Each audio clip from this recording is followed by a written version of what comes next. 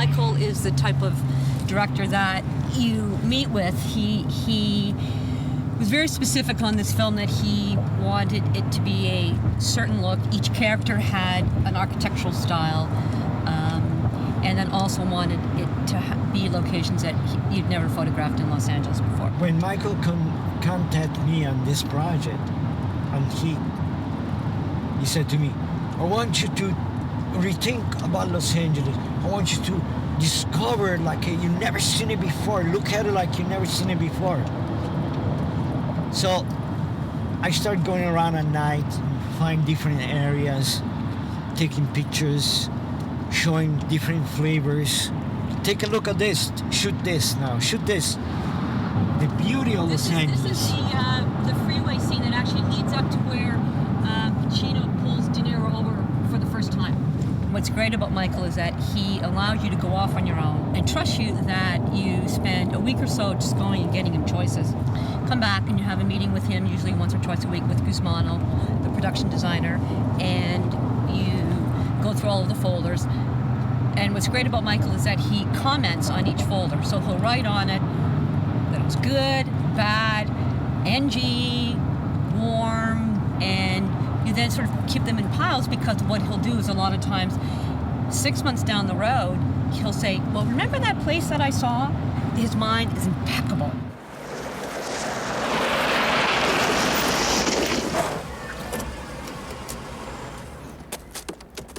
Like a week prior to this with Michael, I came over here and photographed the area. So when he got here and he saw this yellow sulfur, he was all excited. So this is the world, you know, like you see that yellow mountain of sulfur over there?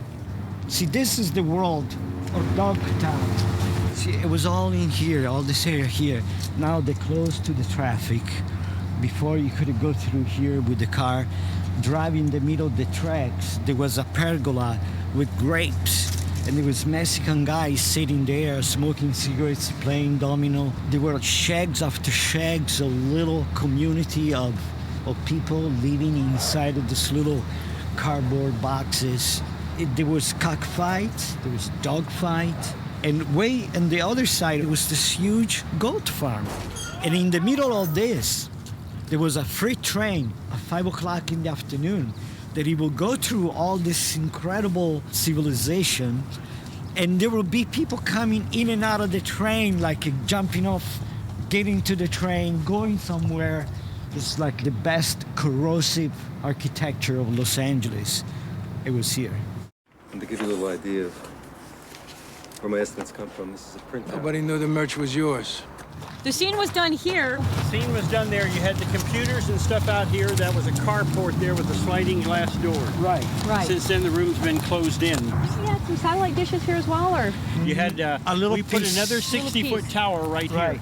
That's An right. extension. 60-foot tower. You guys wanted us to take down the guide wires, and I said, there's no way I can put a 60-foot tower up there, because I said the wind blows up here something fierce, and if that thing bends over, it'll come all the way down. Exactly, So, and that's right, and we actually filmed from the driveway because you could see the freeway and the mountains. What an amazing spot. Don't leave me like this.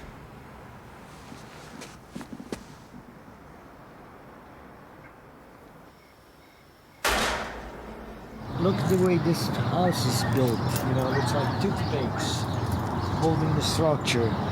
Something very special, you know, for Danny Trejo character. It was perfect, this house. I love this, the altitude.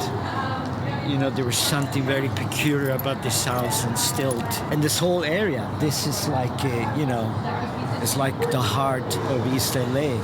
There's only 3 or 4 hills, you know, and beautiful. Look at that downtown view. Looking west, it's beautiful, incredible. Well, basically, when we moved in here, we knew this was the Heat house, and this was the room where the guy in the crew got shot, and he released who ratted him out. So we pulled up the carpet, and to our surprise, right here on this spot was the actual blood stain from the scene. A little piece of history of Heat right there under the floorboards. You know, I chased down some cruise guys just looking to fuck up, get busted back. That you? You must have worked some dipshit cruise. I worked all kinds. This is it. This is the table. This is the power table. This is where everybody wants to come in this restaurant. Since this was, to Michael, a very important moment, he actually wanted us to keep looking and looking and looking. And in Sure. fact, it was probably 2 days before we were actually scheduled to film here. Michael still hadn't chosen which location he wanted to shoot. And in fact, remember, Guzmano, the other choice, which what you came up with, was the little taco stand. The little stand by the side of by the the freeway. side of the freeway. With the flames coming out of Exactly. that. So Michael went back and forth actually on either going to the taco stand or shooting here. I thought, they're driving at night in the freeway. Yeah. A little side, they got off the freeway, so let's have a bite to eat. So there was a rumor that they were here at separate times. And I think that more than I direct people to the bathroom here, or have to say we don't take reservations for anything under 6, I have to tell people, no, they were here the same time. They were together. It's a fact. It's a definite fact that the two of them were in that But scene. not only that, but also what that photograph there tells you. There you go. There we go.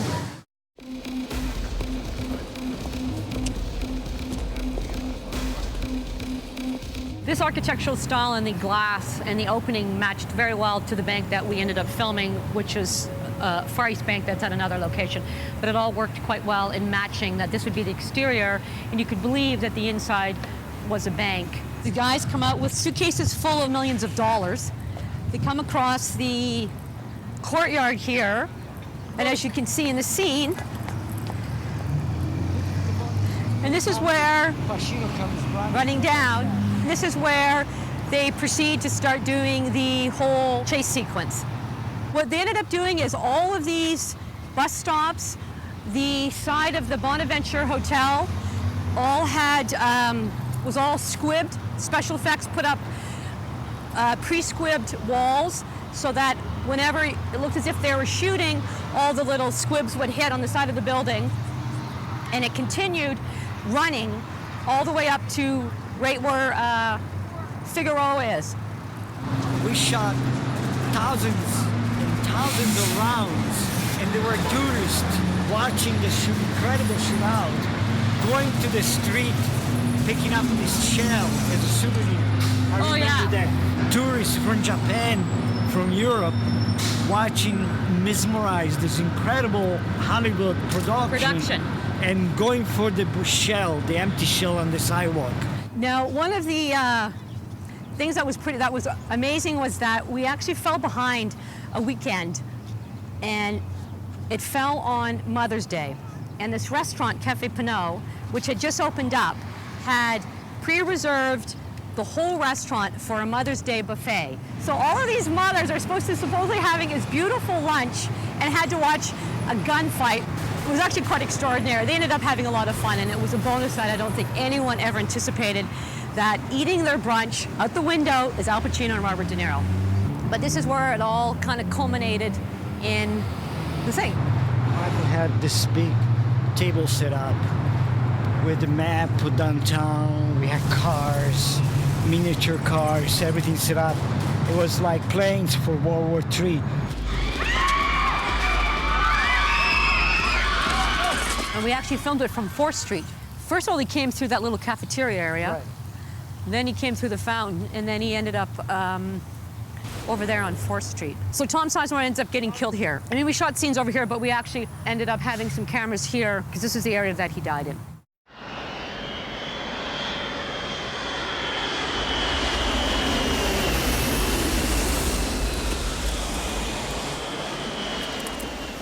This is where we ended up doing the ending scene of the film, where it took us months and months of actually organizing it with LAX.